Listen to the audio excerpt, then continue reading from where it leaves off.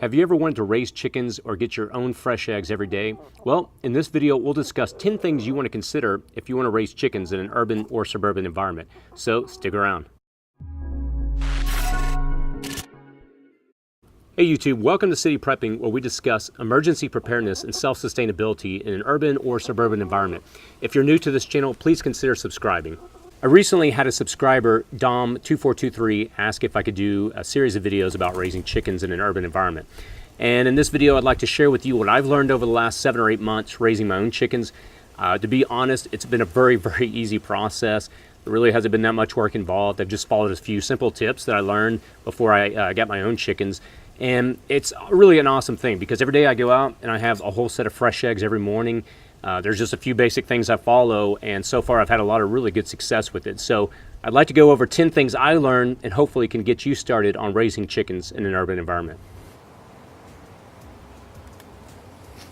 Number 1 is check with your city ordinance. The first thing you want to do is find out what your city's rules are. I live in a suburban environment, and my particular city is fine with raising chickens. They have a few simple rules which are really designed to make sure you're not bothering your neighbor, like where the chickens are located in conjunction to their house, and you really can't have roosters due to their noise. If you're not certain, contact your city hall. Chickens are becoming increasingly popular in urban and suburban environments, so they'll probably have some set of rules which will determine if you can even move forward or not. If everything checks out, then by all means go for it. Number 2, find a local store that sells chickens.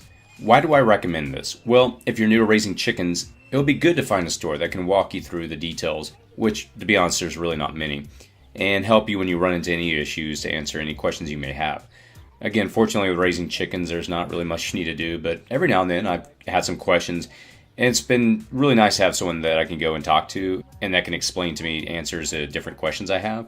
I picked up my chickens at a local store called Dixieline, which is a Southern California-based company, but each area will have its own store that services the agriculture community. Just go to Google and type in "where can I buy chickens" along with your city name, and you'll probably find a lot of options. Number 3, chickens need a shelter. This is important to protect them against the elements and predators. I decided to just pick up a coop that was prefabricated when I got our chickens. But if you want to go the do-it-yourself route, there's a lot of videos on YouTube showing you how to do it.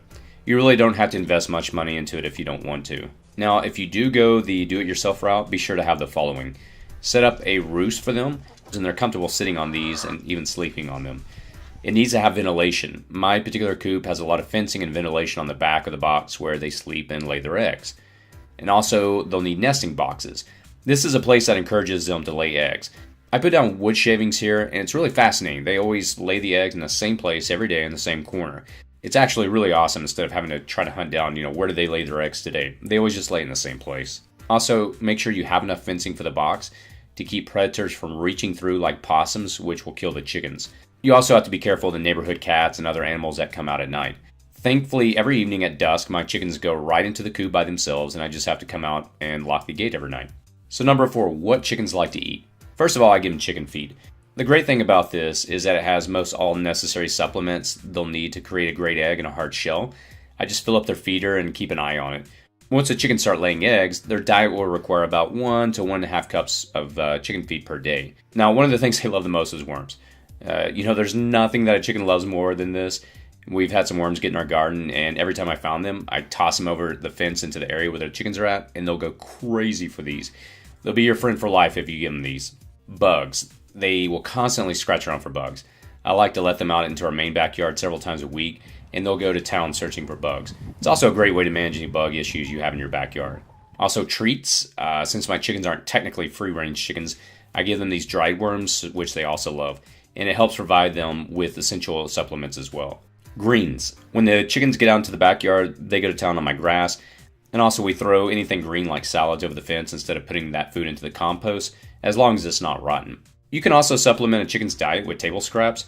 Leftover fruits, vegetables, and grains are great for a chicken's health, but don't obviously feed them anything, like junk food, meat, or raw potatoes or anything like that. Number 5 is water. Be sure to give them plenty of clean water. I purchased a water when I got the chickens, and I elevated it up on some bricks because they were pooping on it when I left it just on the ground. And so I ended up lifting it up so they weren't doing that. If there was anything different I'd do with my setup, it would be I would find a better watering system, but this one does the trick for now.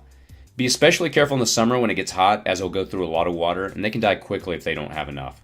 Number 6, they like to take dust baths. Chickens really enjoy digging into the dirt to make a hole that they can lay in and flap their wings to give themselves a dust bath. It helps keep their wings clean and free of parasites.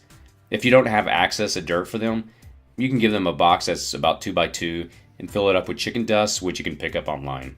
Since my backyard is mostly dirt on the side of my house, they've been totally fine. Number 7, chickens produce a lot of poop. This was the thing that kind of caught me off guard when I first got into chickens. I think I envisioned that they would just keep it in the chicken coop, but man, they cover the ground in this stuff. Fortunately, I haven't found it to smell, but the downside is that it attracts flies, which is a problem over the summer, causing me to have to set up fly traps everywhere. The good news is that you can take this byproduct to your compost, but don't put it directly into your garden. So expect this with chickens. Number 8 is temperature regulation. During the summer, you want to keep them in the shade. I keep mine on the side of the house that has shade at all time. So while it wasn't necessarily pleasant for them in the summer where it can get really hot, they did just fine. And during the winter, just know that adult chickens can handle the cold. Where I live, fortunately, doesn't get too cold. But if it dips down into the 20s in your area, you're going to want to consider getting a heat lamp. I picked up a heat lamp when they were just chicks to keep them warm, and I'll probably add it to their coop when the winter hits so they'll have a place to go if they're cold. Number 9 is the amount of space. Regarding space, the minimum rule of thumb is about 2 to 3 square feet per chicken inside the chicken coop, and about 8 to 10 square feet per chicken in an outside run. More square footage is always better though. I let my chickens out into the backyard frequently to give them room to run around and look for bugs. Remember, happy chickens will definitely deliver on eggs. And number 10 is just go for it. My personality type is that I tend to plan out everything in advance, but with the chickens, I kind of went for it on a whim, and it's been really easy overall. I got them when they were a day old and have been very surprised at how little work has to really be put into them. I got them before Easter in April, and by the beginning of August, they start producing eggs. On average, 1 per day per chicken. As long as you have food and water, they're good. And most days, I just walk out in the morning, let them out, get the eggs, give them some dried worms, and then come back to close their coop at night. That's really it. As long as you follow these tips that I outlined in the video, they'll deliver nice fresh eggs for you. Again, I can't emphasize how easy they are. So there you have it. I've had a lot of people in the comments section ask me to do this particular video since they've seen me talk about chicken in other videos. So if any of you have any questions or I didn't cover something you are wondering about, feel free to post that question in the comments section below. And if there's anybody out there that's watching this video that raises chickens in this environment and has some additional tips or feedback, again, I learned so much from the YouTube community, so please, please, please post that below. If you enjoyed this video, please feel free to click on the like button, share on social media, or subscribe. As always, be safe out there.